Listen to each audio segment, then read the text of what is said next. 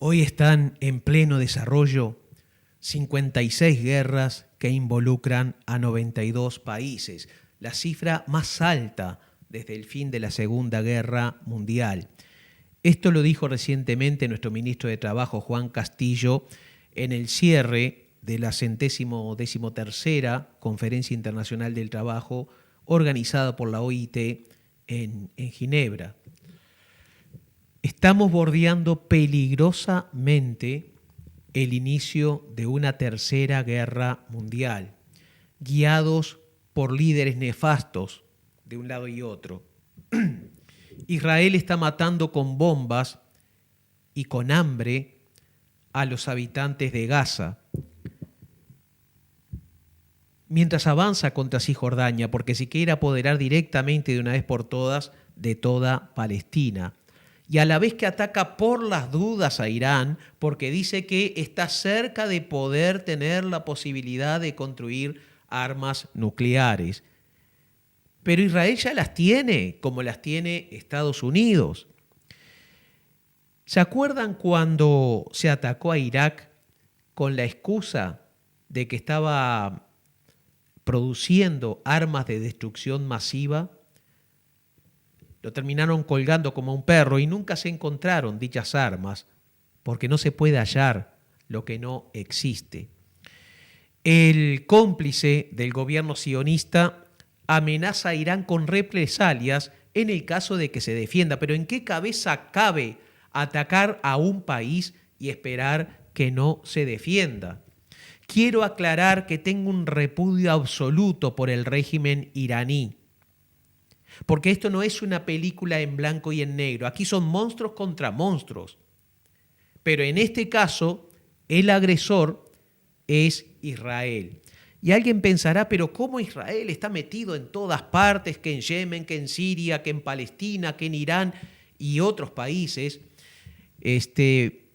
¿Cómo es posible esa falta de inteligencia y abrir varios frentes a la vez? No, está todo fríamente calculado. ¿Ustedes se creen que Israel no espera que Irán se defienda? Es lo que quieren. Y después voy a explicar el por qué. Por su parte, Irán ha demostrado que con su tecnología de avanzada puede penetrar, y así lo ha hecho, el famoso domo de hierro de Israel.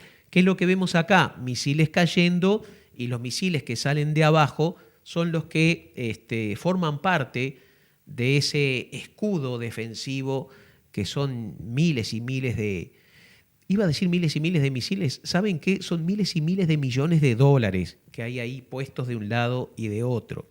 Pero como dije, son monstruos contra monstruos. No me preocuparía si no fuera porque quienes pagan las consecuencias de las guerras siempre son los que pagan, quienes pagan las peores consecuencias, mujeres, niñas, niños, ancianos. Los que deciden las guerras son multimillonarios y están muy seguros y van a seguir seguros. Yo tengo mis grandes dudas de que criminales de guerra como Netanyahu y Donald Trump terminen rindiendo cuentas frente a tribunales como correspondería, que sería un hecho histórico, pero tienen tanto poder económico, tienen tanta impunidad que realmente soy pesimista. Por su parte, Pakistán ha dicho que si Israel ataca a Irán con armas nucleares, Pakistán, que las tiene, va a atacar a Israel. Así comenzó la Primera Guerra Mundial. ¿Se acuerdan? Serbia, Montenegro, Alemania, Estados Unidos y tal. Aunque Estados Unidos dejó que se mataran entre ellos y se metió ya cerca del final, como hace siempre, ¿verdad? Lo hizo en la Primera y lo hizo en la Segunda Guerra Mundial. Mientras tanto, dejan que los enemigos se destrocen entre sí. Y así comenzó la Segunda Guerra Mundial. Entonces, cuidado con esto. Ya no están Hitler, Franco y Mussolini, pero tenemos a Zelensky, a Netanyahu, a Donald Trump, a Khamenei. En el caso de Ucrania, el mismo Donald Trump recriminó a Zelensky por haber propiciado la guerra contra Rusia.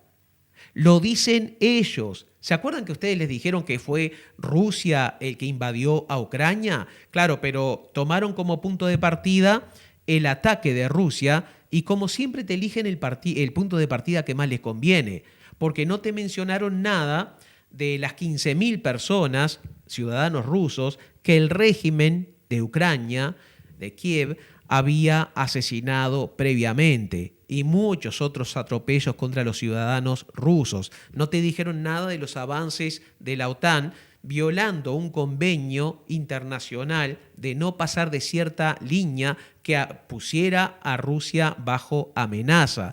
Bueno, pero cuando Zelensky fue a visitar a Donald Trump, cuando se reunió con él, el mismo Donald Trump lo criticó por haberse metido con una potencia 20 veces mayor. Lo dicen, lo confiesan ellos. Y China, el gran monstruo de la película con el cual nos aterrorizan los chinos. Bueno, China le dijo a Israel que parara con la masacre que está llevando a cabo en Palestina. Y todo el mundo esperaba que viniera un bombardeo de parte de China. ¿Saben lo que hizo China? Mandó ayuda humanitaria y le cerró el hocico a todos. Mientras que Estados Unidos hace guerra por todas partes, China abre mercados por todas partes. Otro monstruito, Cuba. Pero mientras que Estados Unidos manda soldados israelíes a violar, a torturar y asesinar en todas partes del globo terráqueo, ¿saben lo que manda Cuba? Maestros, médicos, oculistas, alimentos. Entonces ya es hora de que revisen toda la historia que le contaron, todas las mentiras que nos han contado hasta ahora. Y Europa, por otra parte, hay mucha hipocresía en Europa, porque varios países le han soltado la mano a Israel y por aquí, incluso la Organización de Naciones Unidas ha condenado, con guantes de seda, por supuesto, a Israel. Pero muchos de esos países europeos que firmaron declaraciones en contra de Israel le están vendiendo armas a Israel. Y otros guardan una neutralidad cómplice y cobarde. Edmund Burke decía, el mal solo necesita para triunfar que la gente buena no haga nada. ¿Qué estamos haciendo nosotros?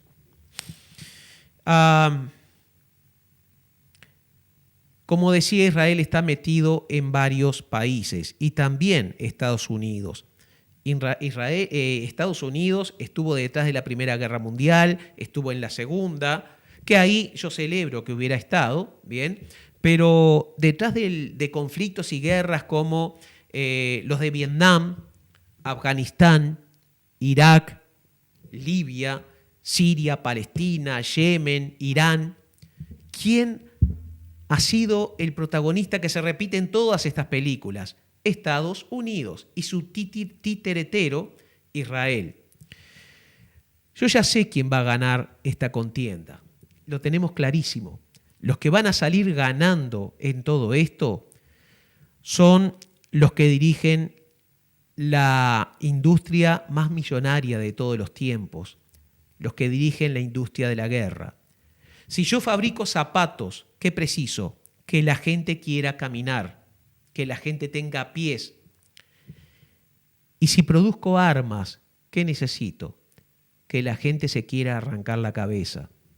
¿Ustedes se imaginan los multimillonarios que han de ser los sobornos para aquellos líderes que promueven conflictos, que llevan a su país a la guerra, a sabiendas de que ellos no van a pagar las consecuencias, porque los giles de la película son los soldados de un lado y de otro que van a la guerra, los políticos simplemente les ordenan, y los que vuelven sin un brazo, sin una pierna, sin un ojo, son los que creen que van a luchar por la libertad, por la democracia o por un Dios, y les hacen creer que pertenecen a un pueblo elegido por esa deidad, como creen, por ejemplo, y no son los únicos, los soldados judíos.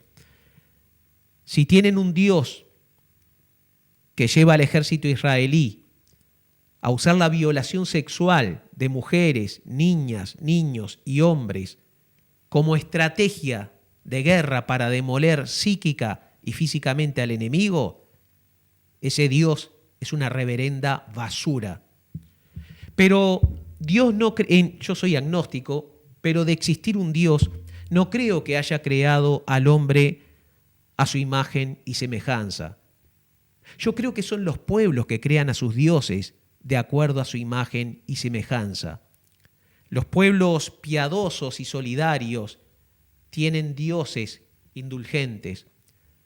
Los pueblos belicosos tienen a Yahvé, el Dios de los ejércitos, el del ojo por ojo y diente por diente del Antiguo Testamento.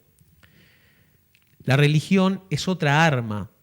Se utiliza para lavar cerebros y llevar a los ignorantes para morir por una causa, morir y matar por una causa que creen que es justa. Ya es hora de que Uruguay le pare el carro de una vez por todas a la embajadora de Israel en nuestro país, que viene a propagar discursos bélicos, a justificar la matanza que está realizando su país. Este es un país pacífico, señora embajadora. Pero nuestro gobierno le tiene que poner los puntos sobre las íes. Ya llegó la hora de tomar decisiones firmes, porque nos estamos acercando peligrosa y vertiginosamente a un punto sin retorno. Mi nombre es Enrique Ortega Salinas y junto con Germán Ávila, por todo esto y muchísimo más, estamos dando comienzo a esto que hemos dado en llamar palabras prohibidas.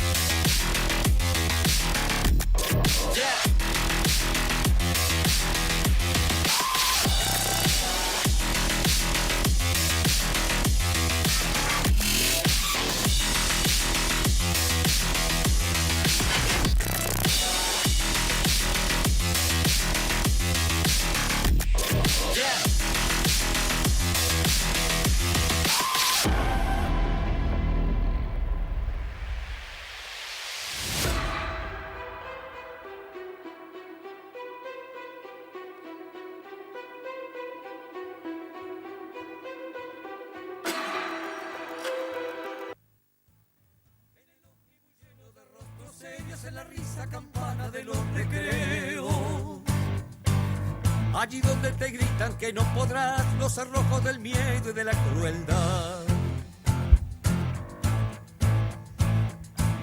Allí hola, hola. Buenas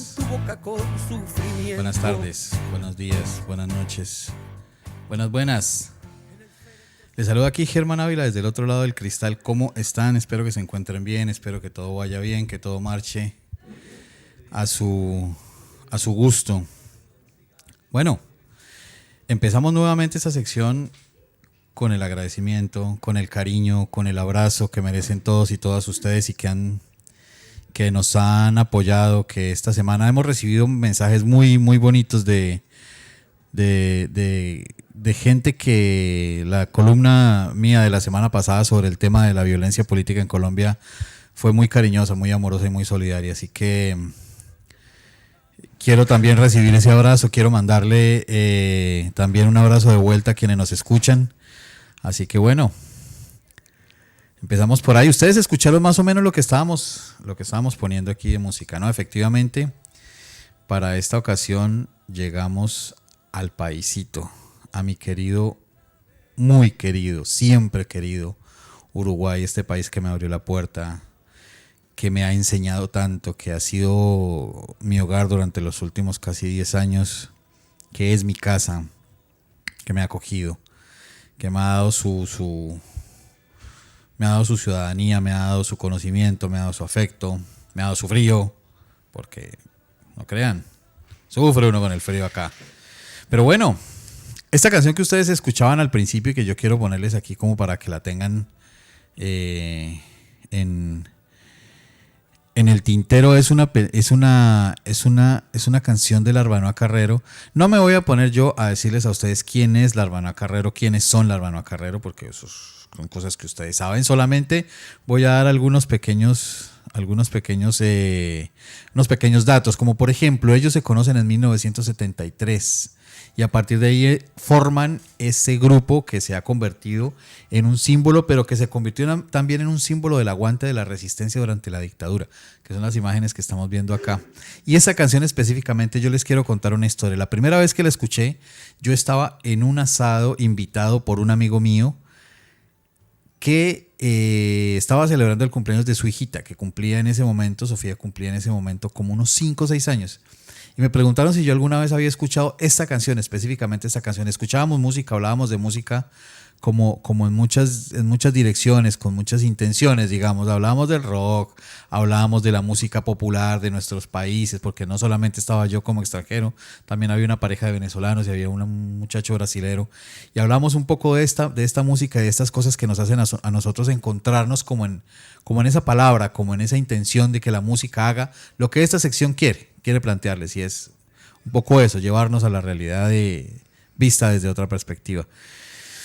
Y ellos me pusieron a escuchar esta canción específicamente. Yo no la había escuchado jamás y me llamó muchísimo la atención el ritmo. El golpe que tiene me parece una cosa que dice mucho del momento en el que esta canción fue publicada. Esta canción es publicada con ciertas dudas, aún en medio de la dictadura en 1983. Ellos estaban dudando mucho si la publicaban o no. Esta canción salía en un álbum que se llama Antirrutina. En 1983 no estaban muy seguros de querer publicarla, pero finalmente lo hicieron. No le hicieron demasiado trabajo en términos técnicos, sino que decidieron lanzarla más o menos con esa intención de que saliera. Y esta canción empieza a mostrar el golpe que tiene, la cadencia que tiene, empieza a mostrar un ascenso, una subida, una efervescencia del movimiento político y social del Uruguay para derrotar finalmente, para dar por tierra a la dictadura. Y esa canción que empieza como una canción de alguna forma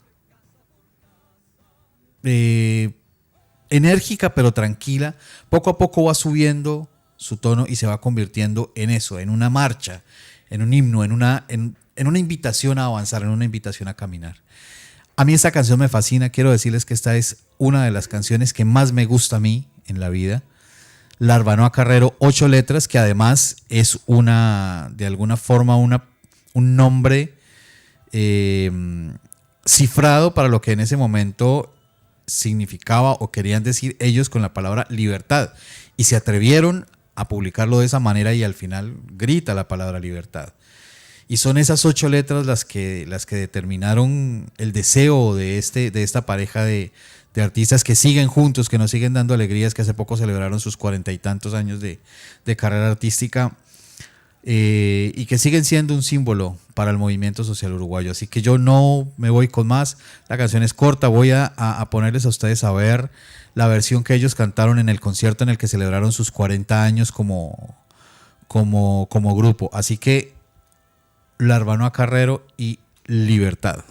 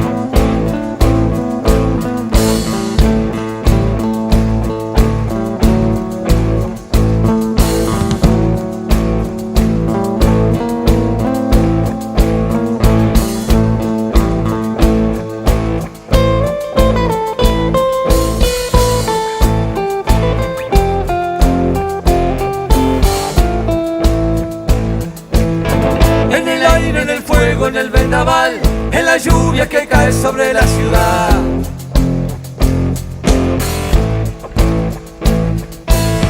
En el gesto cansado de desaliento, en el puño cerrado rajando el viento. En el agua salobre sangre del mar, o en la dulce frescura del manantial. En el ómnibus lleno de rostros serios, en la risa campana de los recreos. Allí donde te gritan que no podrás, los cerrojos del miedo y de la crueldad. Allí donde te imponen guardar silencio, silencian tu boca con sufrimiento. Sobre el féretro sucio de la injusticia, en la breve ternura de una caricia.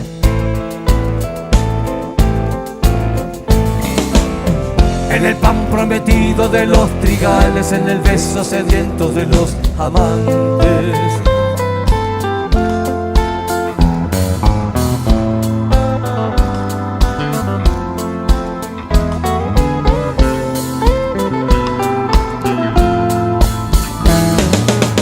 Ocho letras cual ocho palomas blancas, 8 letras volando casa por casa. 8 letras cual 8 palomas blancas, 8 letras volando casa por casa. Pues la historia se queda y los hombres pasan, y la historia del hombre casa por casa.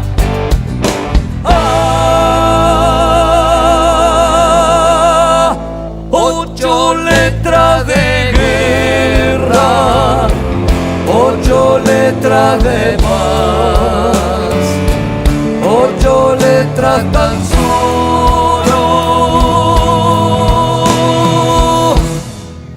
Libertad.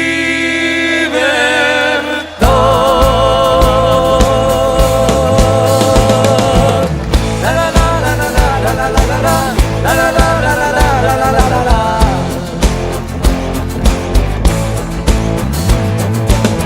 La la la la la la la la la la la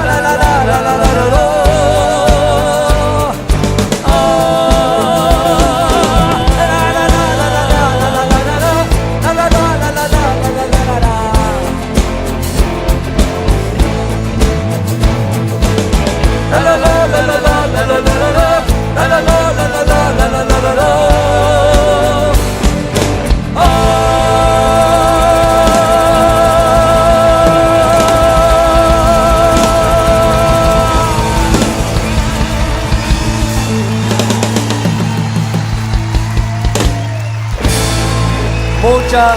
Muchas gracias y hasta siempre.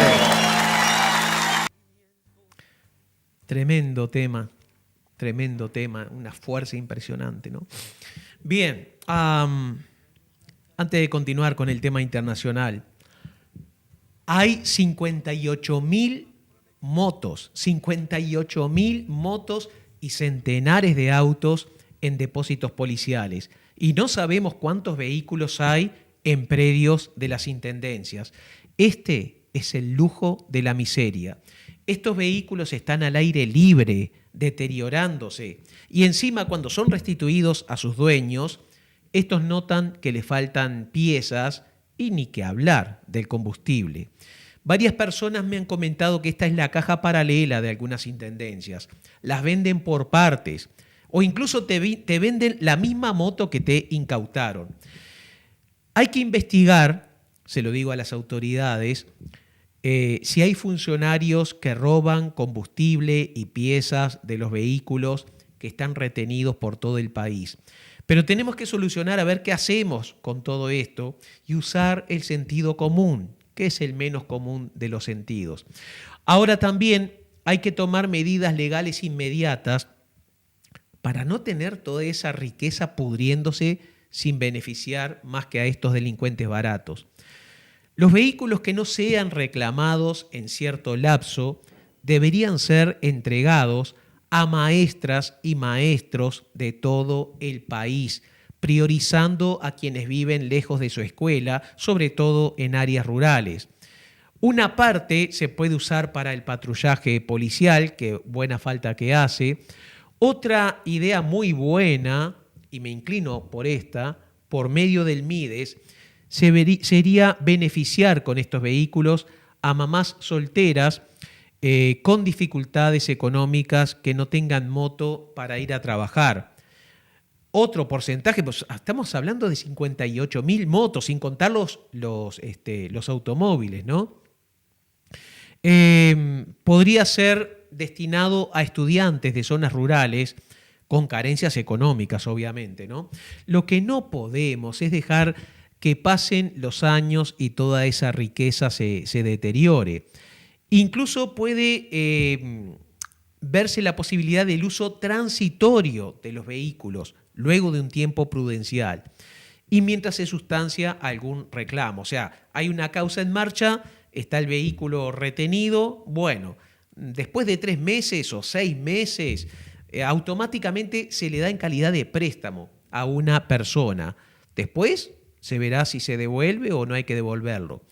Pero si el dueño regulariza la situación o la justicia dispone la devolución al propietario original, bueno, se le devuelve y a la persona que había sido beneficiada se le entrega otro vehículo. Ahora, si la moto o automóvil fuera quitado definitivamente al propietario por alguna ilegalidad, se le pasa la propiedad ya definitiva a esta persona que hubiera sido beneficiaria y que la utilice para algo que sea positivo para el país. Estos móviles, en muchos casos, en la mayoría quizá, tendrían que ser refaccionados tanto en los talleres del Ministerio del Interior como en las intendencias o por parte de los estudiantes de mecánica de la UTU. Y no estaría mal también beneficiar a buena parte de estos estudiantes con alguna que otra moto. Entonces digo, tenemos que tener en cuenta que algunos vehículos son retenidos mientras se sustancia alguna causa. Pero sabemos que miles, decenas de miles, jamás serán restituidos y los estamos dejando pudrir al aire libre. Tenemos que cambiar la ley, pero tenemos que cambiar también la mentalidad. Si hay que legislar, que se legisle y pronto, que para eso le pagamos sus muy buenos sueldos a senadores y diputados, sueldos y beneficios de todo tipo. Bueno, que se pongan las pilas, pero en realidad, en cuanto a la ley, solo hay que hacer un par de retoques a la legislación actual. Con eso alcanza y sobra. Recordemos que el exministro del Interior, Luis Alberto Heber, se paseaba en una camioneta Audi Q5 del narcotraficante, el famoso Luis Alberto Betito Suárez. Esta camioneta quedó a disposición de la Junta Nacional de Drogas y del Fondo de Bienes Decomisados, que la adjudicó al Ministerio del Interior. Y a la vez, el custodia de Heber usaba un BMW de otro narco. Y Mario Delía, que por aquel momento era el jefe de policía de Montevideo, usaba una Chevrolet Captiva que le pertenecía a otro narcotraficante.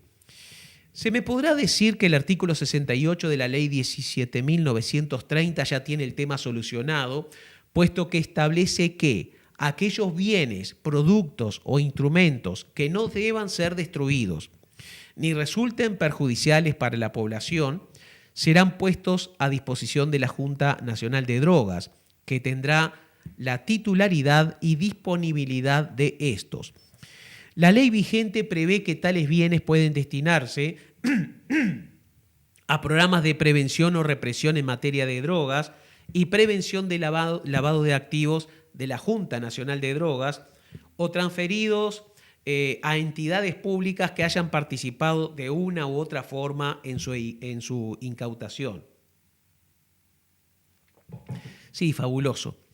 Pero ¿por qué entonces tenemos decenas de millones de dólares en materiales desparramados por todo el país a merced de rateros públicos? No estoy diciendo que todos los funcionarios públicos lo sean, sino que hay mucha gente denunciando que cuando le restituyen el vehículo le faltan partes, que con eso iniciamos, ¿no? Lo que proponemos es que en vez de utilizarse estos vehículos para el traslado de jerarcas como el incapaz de Heber, se amplíen los alcances de la normativa para beneficiar a quienes sí están haciendo algo positivo por el país: maestros, maestras, médicos, estudiantes de áreas rurales, por ejemplo, e insisto en mi preocupación por las madres solteras que luchan por salir adelante contra viento y marea. En muchos casos, los bienes incautados, porque no hablamos solo de vehículos, también de maquinaria, muebles, animales, mercaderías de distinto tipo, han sido rematados. Y eso está bien, pero ¿qué hacemos con decenas de miles de vehículos con casos cuya resolución demanda años? Porque la justicia en nuestro país es bastante lenta. Lo que planteamos es que dejemos de lado tanta burocracia y burrocracia y que seamos más ejecutivos. Esto no es una crítica para este gobierno que acaba de asumir, ni siquiera para el anterior. Es una crítica en sentido positivo, es un aporte, es una sugerencia y esperamos que algún que otro legislador la retome. Pero incluso con la ley actual, el artículo 68 y la 17.930, ya los distintos ministros pueden ir tomando medidas. La revolución de las pequeñas cosas puede tener aquí un buen punto de partida. Como sea, les juro que a veces me gustaría tener un látigo para darle a algunos jerarcas el sentido de urgencia del cual parecen carecer. Este país puede ser mucho mejor de lo que es, pero hacen falta autoridades dispuestas a trabajar 24/7 y apretar el acelerador a fondo. Cuidado, yo no estoy diciendo de que nuestros jerarcas actuales tengan desidia. No, lo que estoy advirtiendo es que la población no tendrá con la izquierda ni por asomo la paciencia que le tuvo a la derecha. Por eso es necesario apretar desde ya a fondo el acelerador. Te doy paso, Germán. Bueno, me despertaste. Está durmiendo. ¿Viste? Hablamos de tweets, ¿te parece? Vale. Te los paso para que tú los comentes.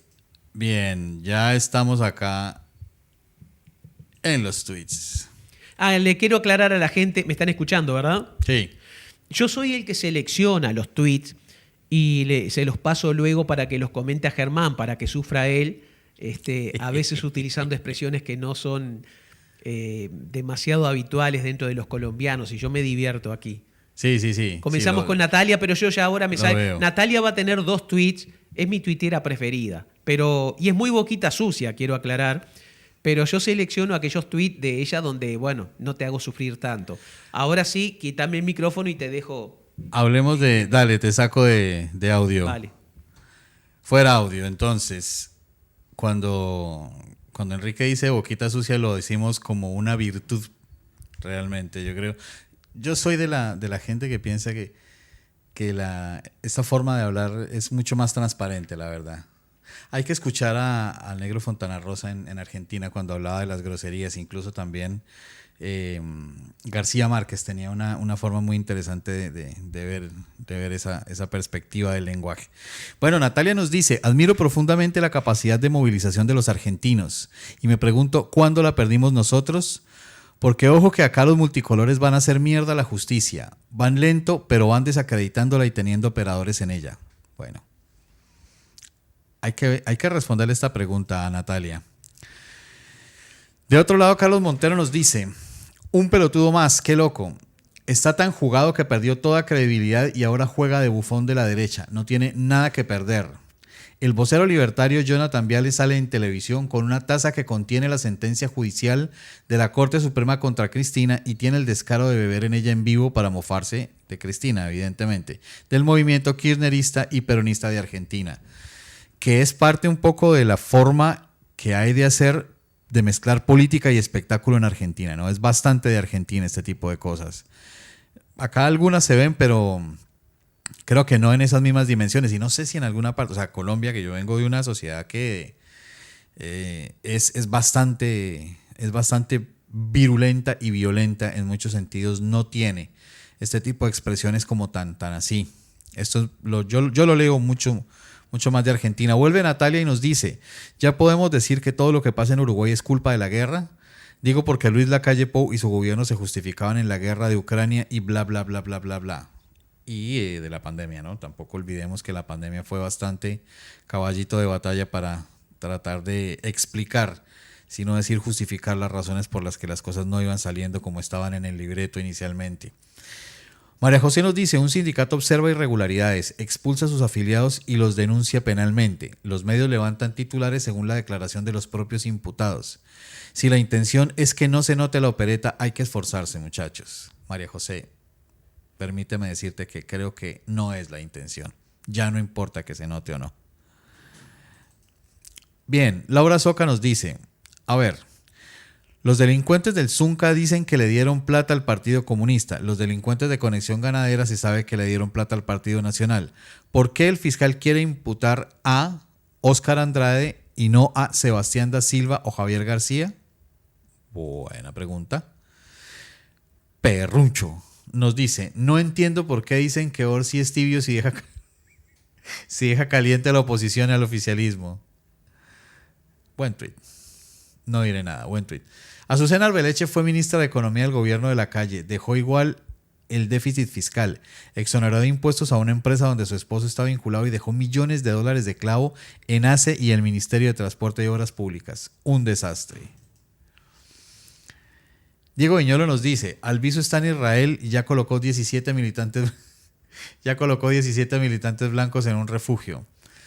Hablando de este episodio de que el intendente electo de Salto, Carlos Albizu, se encuentra en Israel y según información de La Guardia, diario digital de Salto, en este momento está en un refugio en un campo universitario. Respecto a esto, yo quiero hacer una pequeña acotación, y es que está por celebrarse dentro de no mucho tiempo también los Juegos Macabeos en Israel. Si ustedes se dan cuenta, hay una ofensiva diplomática de Israel por llevar delegaciones a territorio israelí en este momento, lo cual es evidentemente una ofensiva diplomática, queriendo poner en blanco y negro a organizaciones, entidades, países, gobiernos respecto a refrendar su política de exterminio, por un lado, y por el otro, a inundar de civiles su territorio en medio de una guerra que en este momento, como ya lo dijo Enrique al inicio en su editorial, está demostrando que Israel no es inquebrantable, que su sistema de defensa no es inquebrantable.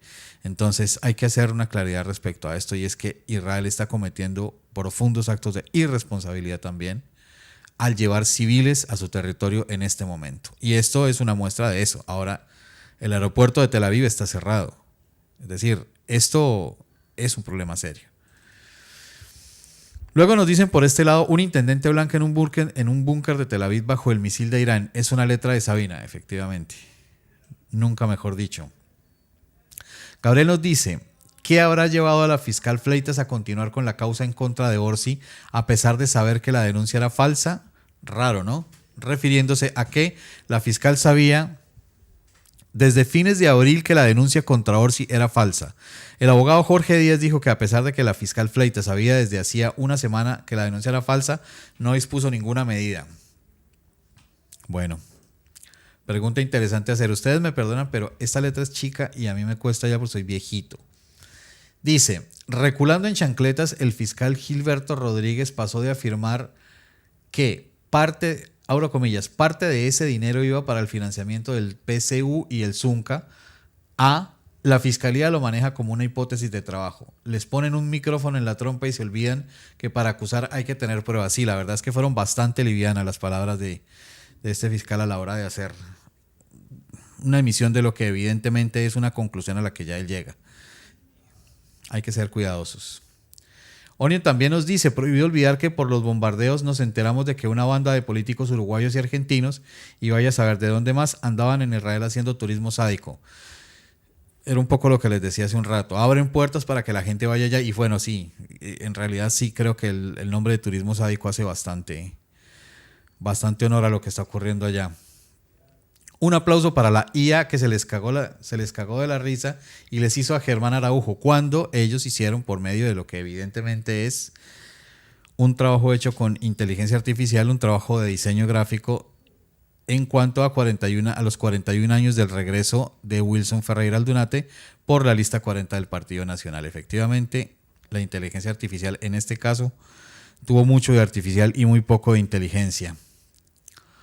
Por otro lado, dice Enior, Irán no tiene armas nucleares, Israel sí. Irán no ha atacado a sus vecinos, Israel sí. Irán nunca ha atacado preventivamente a Israel. Israel sí ha atacado a Irán. Irán no dicta la política exterior de Estados Unidos, Israel sí. Irán no controla la banca global, Israel sí.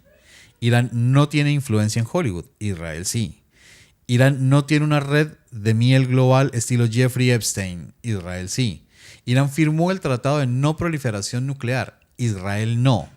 En ese caso, entonces, ¿quién es realmente la mayor amenaza para la paz mundial? Una excelente pregunta. Y para despedirme ya, quiero contarles que este fin de semana estuve reunido con un amigo judío, nieto de polacos que lograron salir con vida del Holocausto, residentes en Israel, viven en Israel. Él no vive en Israel durante todo su tiempo, pero sí pasa bastante tiempo allá y para mí fue un bálsamo a la razón y a la emoción escucharle decir a él, como israelita, como judío, voy a guardarme su nombre porque sé lo difícil que es esto, pero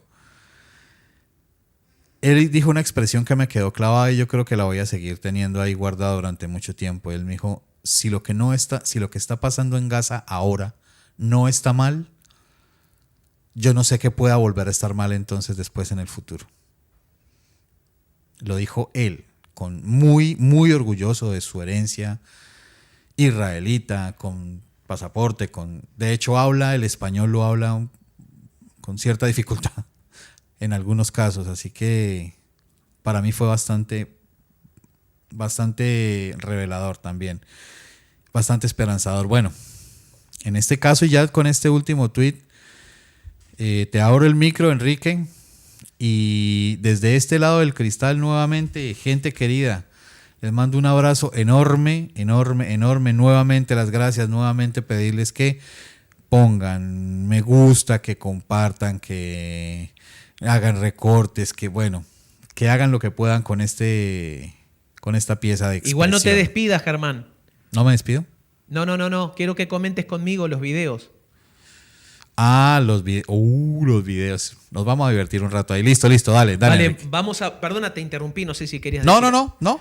Era uno de los líderes nefastos que tenemos en la actualidad se llama Javier Milei, cuyas teorías libertarias, ya he dicho otras veces, yo no debatería con Milei sobre economía, le pondría a un estudiante de primer año de la Universidad de la República, de la Facultad de Economía, y lo hace trizas, lo hace pedazos en cuestión de minutos, ¿no? Es la hipocresía más grande de los últimos tiempos. Cuando tengas alguno me dices y ya vamos colocando, pero ¿cómo es posible que una persona de tan bajo nivel, de tan pocas luces, porque que tenga muy buena memoria para recordar algunas cifras y datos, que muchos hay que chequearlos, no admiten una revisión, por cierto, eso no quiere decir que sea inteligente. Bueno, ahí está respaldando a Israel como un par de imbéciles de nuestro país que fueron a hacer lo propio y ahora no saben cómo salir de Israel, pensaron que estaban al amparo de todo tipo de hecho de violencia porque era el agresor Israel, ¿no?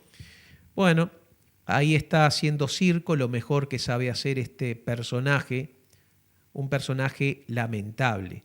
Yo no me compadezco de los argentinos porque, como he dicho muchas veces, los pueblos tienen los gobiernos que se merecen. ¿Cuándo llegará el momento en que los judíos derroquen a este nuevo Hitler que se llama Benjamín Netanyahu? ¿Cuándo llegará el momento en que los estadounidenses derroquen a este trastornado mental que es Donald Trump? Y todos cortados por la misma tijera, ¿eh? Sí, dime. Vale, pasa el otro. Adelante. Esta Argentina está que explota de Acá necesidad. no hablo. Escúchele. Hoy llega las buenas noticias de la semana.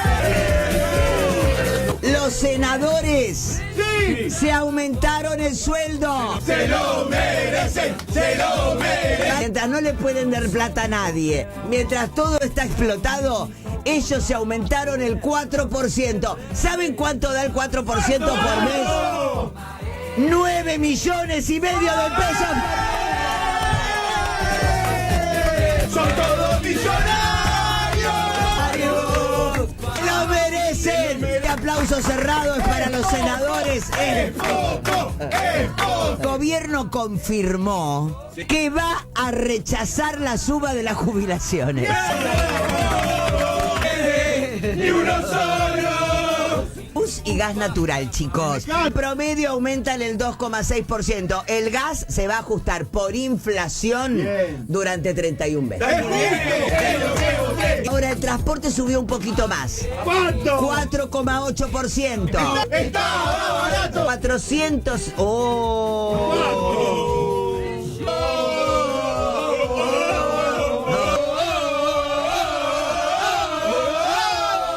¿Mandan al nene a los colegios privados? En la provincia de Buenos Aires la cuota de junio podrá aumentar hasta un 6,5% y un 4,2% a partir de julio. En la ciudad de Buenos Aires, nada, chicos. ¡Nada! 2% en junio, 2,4%. Así yo no quiero mandar a mi hijo. No es lo que voté. No es lo que voté. Cerraron 16.000 kioscos en un año. ¡Argentina! ¡No! Argentina. Cierre más, que cierre más, que cierre más. Que... 91% de las familias argentinas están endeudadas. ¡La casa tiene bien! ¿Cómo la ves? El sentido del humor está espectacular. ¿Cómo la ves? ¿Ah? Es poco. ¿Terminó? ¿Se está...? No, está lupeado, pero está sin audio. Ah, vale. Para si quieres, dame un cachito y ponemos el otro. Claro. Mientras tanto, te mando a pantalla solo a ti. Ahí está. El sentido del humor es formidable para Sí, por supuesto. transmitir. Bueno, un estas poco cosas. parte de lo que hablaba yo hace un rato, ¿no? La forma de... Un poco falta hace también llegar a esos niveles de, si se quiere, de cinismo Sí. con respecto a la realidad, porque bueno, no es que tenga uno muchas opciones. Vamos con el que sigue. Esto es una delicia de video. Sí, todo esto lo que busca es redondear una especie de retrato de Javier Milei, ¿no? Ah, ya sé lo que viene. Para que ustedes vean, porque a ver, dejando de lado a argentinos como los que vimos recién, que merecen algo mejor que el presidente que tienen, y obviamente que al margen de lo que digo de que los pueblos tienen los gobiernos que se merecen, pero también es cierto que buena parte de la población está a salvo de esta crítica, ¿no? Pero para que ustedes vean cómo y por qué Milei pudo llegar al poder, hay que comprender cuál es la mentalidad que afecta o no sé cómo llamarle, el deterioro intelectual que afecta a buena parte de la ciudadanía argentina, como ocurre en Estados Unidos con los estadounidenses. Sí. Si no se comprende eso, no se puede comprender nada. Y, Vea, a ver, mira, acá se explica... Sí, cuéntame. yo creo que esto es un fenómeno más de tiempo que de lugar. Eso que dices tú ahí. Yo le quiero pedir a la audiencia que le presten mucha atención a esto que viene, porque no es, a diferencia del video que vimos hace un ratito, esto no es una puesta en escena. Déjame explicar algo primero antes de... Dale. No, cuéntame, termina la oración, tranquilo. No, eso. Que le den bola a lo que la gente, a lo que estas personas que vamos a estar acá viendo y oyendo están diciendo, y eso es un reflejo de este tiempo en que vivimos. Sí. El hecho es que hay una persona que escribió la biografía de Javier Milei y lo que se cuenta es que Javier Milei en la antigüedad, en Roma, conoció a Conan, que era un león que combatía contra un emperador. Yo sé, estamos hablando de algo que supera las fronteras del ridículo, pero esto tan insólito forma parte de las cosas místicas que llevaron a Javier Milei al poder. Aclarado esto, ahora sí, adelante. Un poco de esto que vos investigaste, cómo es que Milei se conoce con Conan. Claro, Gustavo, el hechicero, entonces Sí. muere Conan y una escena muy impactante que el día que hagamos una película, yo creo que habrá ahí una película de ficción, Gustavo viaja con Milei a Mar del Plata a tirar las cenizas de Conan, toda Ok. una cosa muy impactante, pues Mar del Plata, viento costero, tira las cenizas se vuelven, una cosa muy impresionante, y cuando están volviendo, Gustavo había estado para este momento 1 año y medio pasando todos los domingos enteros con Milei, haciendo de mediador entre el perro y Milei también, y nunca le había dicho el verdadero motivo, que él iba a ser presidente, etcétera. Entonces cuando están volviendo en el auto, Milei le dice a Gustavo, che, nos conocemos de otro lado vos y yo, ¿no? Y donde como se da cuenta solo Milei, Gustavo le dice sí, nos conocemos del Imperio Romano, yo era, en verdad porque son días temporales que ocurren según Gustavo en paralelo, yo soy Marco Aurelio, el emperador romano, vos sos general de mi ejército, Sí. yo te rescaté, vos estabas en el Coliseo peleando con un león, Conan, y yo te interrumpí ahí y te subí a mi ejército y toda lo místico que se cruza con lo político, ¿no? Toda la narrativa romana en la cabeza de Milei, hoy en el gobierno, que está muy laburada por Santiago Caputo, viene de esta idea. Sí. Increíble. ¿Qué dice uno ante esto? No hay. Ya desde que él habla con sus perros muertos, que están en el más allá, no. No, pero para. Yo hablo con mi gato muerto. Bueno. Lo que pasa es que no lo tengo de asesor ministerial. Bueno, esa es una pequeña diferencia, ¿no? Sí. Acuérdate que ¿te acuerdas quién era Incitatus? No era aquel emperador que nombró El embajador. caballo de Calígula, que lo nombró sí. como ministro. Sí, o sea, hay dimensiones. Una cosa son las dimensiones individuales, personales, y otra cosa son las dimensiones de Estado, que es lo que vemos acá. Bueno, no es cierto, yo no hablo con mi En la gato. segunda parte de extraño Gladiador, mucho. que fue una película que salió el año pasado, hay 2 hermanos que son mellizos y que son emperadores, tremendos asesinos, ¿no? Y el que está más loquito de ambos nombra a un mono como su primer ministro. Bueno. La anécdota está deriva de lo que me acabas de contar de En Calígula. Incitatus, que era el nombre de su caballo. Así que, bueno, nada, yo ahí ya cierro mi participación por hoy con esto, diciendo que es un problema de tiempo, que desafortunadamente en tanto la educación, la cultura y lo que determina el mercado de consumo vaya hacia lo fácil, hacia el consumo inmediato, hacia lo desechable, hacia los razonamientos de un solo uso, vamos a seguir teniendo reproducciones de este tipo, porque finalmente esto se pasó de ser un sector de la vida, de la cotidianidad, a ser un sector que determina el futuro de otras personas. Entonces es una cosa que es muy, muy, muy, muy compleja. Pero bueno, no quiero extenderme más, ahora sí me despido. Les abrazo, ya les dije, like, compartan, toda la cosa, porque bueno, justamente estamos tratando de hacer otra cosa, justamente lo que tratamos nosotros es de ir en el sentido contrario, tratando de ponerle razonamiento, sentimiento.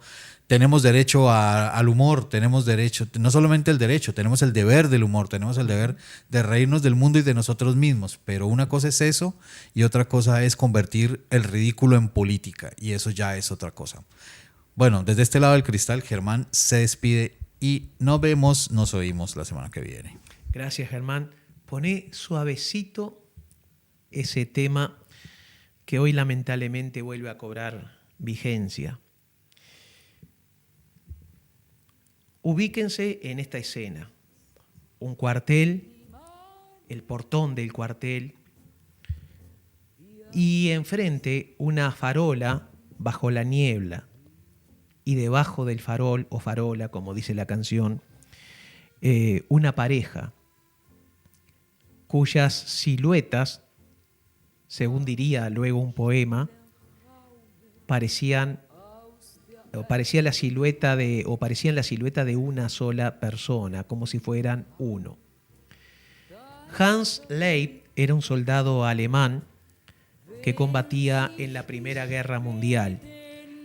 Esa noche se estaba despidiendo de su novia Lili porque lo iban a mandar al frente. El centinela le dijo: dale, apurate que están por pasar revista, mínimo te van a dar 3 días. Se refería a 3 días de castigo, de arresto, por llegar tarde a la formación. Espera, ya voy. Y se daba allí los últimos besos con Lili. Esta es una historia real.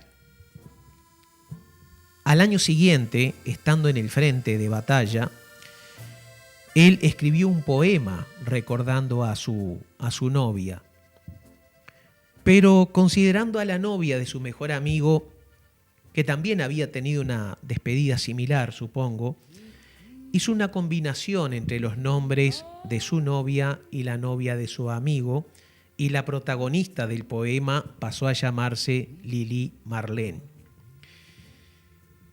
El poema pasó desapercibido hasta que fue publicado en 1937. Y un músico, a ver si lo tengo por acá, Schulz, deme un segundito, Norbert Schulz, decidió ponerle música a ese poema, porque se publicó una colección de poemas, él vio ese, le llamó mucho la atención. Y le pidió a la cantante Leil Andersen, que ya era muy popular como cantante alemana, que la cantara, que iban a grabar un disco. Ella, increíblemente, no quería continuar cantando canciones para el régimen, lo cual le llevó, junto con el hecho de que era amiga de un judío, a padecer muchas presiones del Tercer Reich. El primer año fue un fracaso, se vendieron solo 700 copias. Pero en 1940, en plena guerra, un suboficial alemán que poseía una de las 700 copias, lo llevó al cuartel y se lo hizo escuchar al resto de los soldados. Provocó tanto entusiasmo esa canción que los soldados la adoptaron como el tema de la compañía, como un himno no oficial de esa unidad. Esta unidad fue luego enviada al norte de África como parte del Afrika Korps, que era comandada por el legendario mariscal Erwin Rommel. No lo estoy ensalzando porque el zorro del desierto, que así se conoció y se han hecho películas, creo que no importa, se hizo una película sobre él, fue una figura realmente legendaria de la Segunda Guerra Mundial. El hecho fue que uno de los oficiales de esa compañía un teniente, fue designado más tarde a Belgrado, en Yugoslavia, la antigua Yugoslavia, como responsable de la emisora militar local. Yugoslavia había sido invadida, estaba ocupada por los nazis.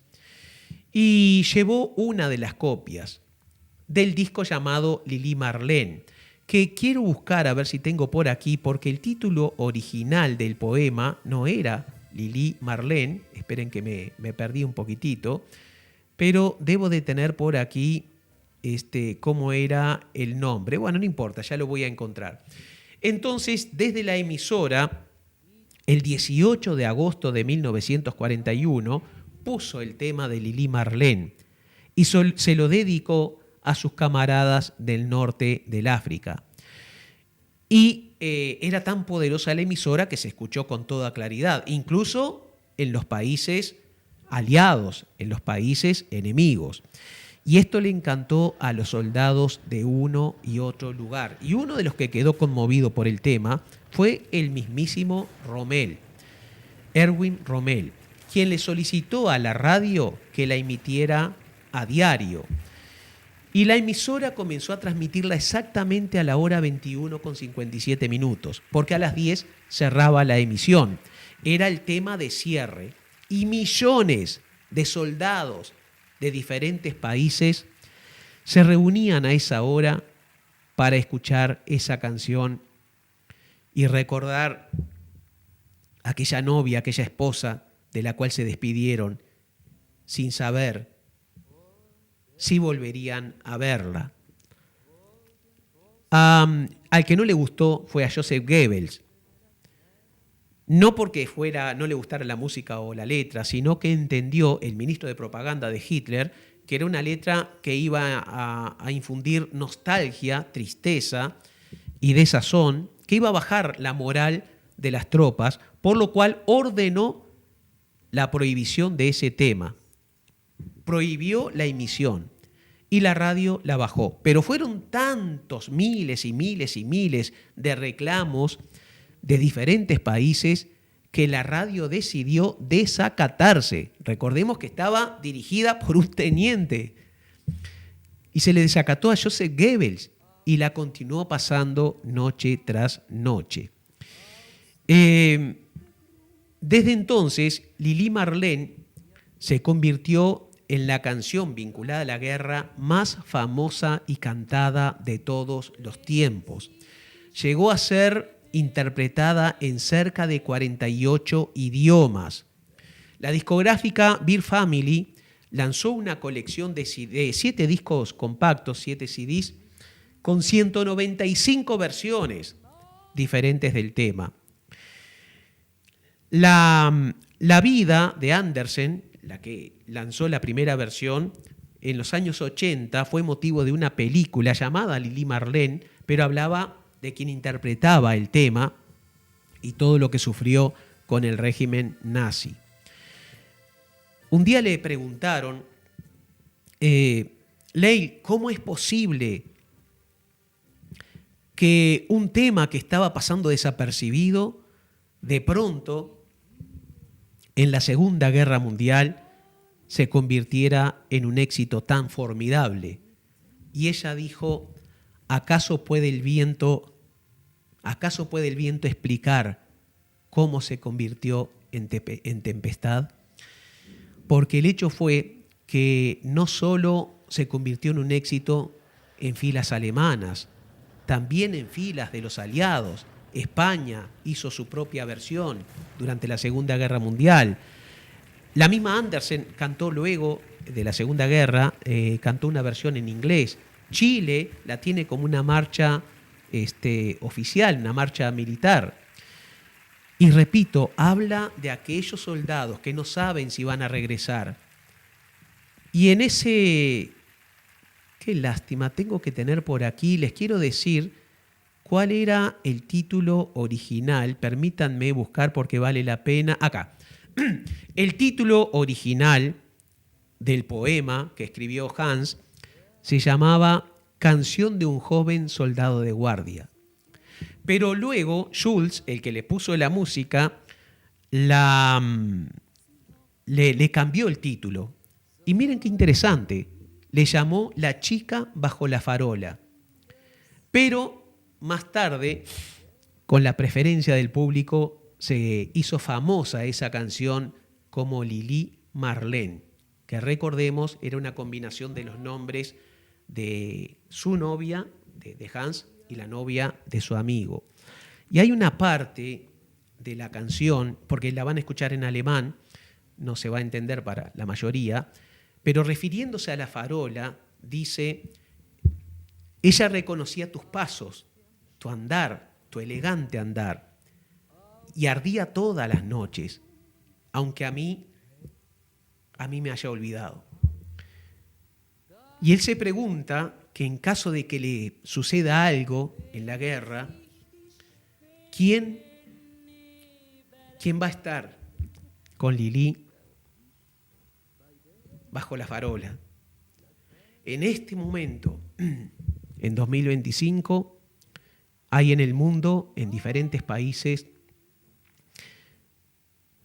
millones de novias y de esposas que no saben si sus parejas volverán completas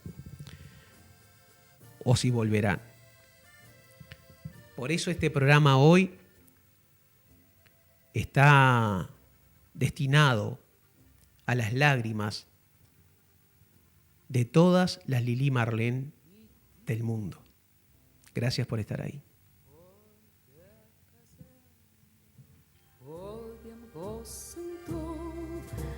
Standen eine Laterne und steht sie noch davor.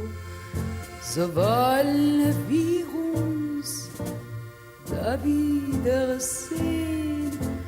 Bei der Laterne wollen wir stehen, wie einst Lili Marley, wie einst Lili Marley.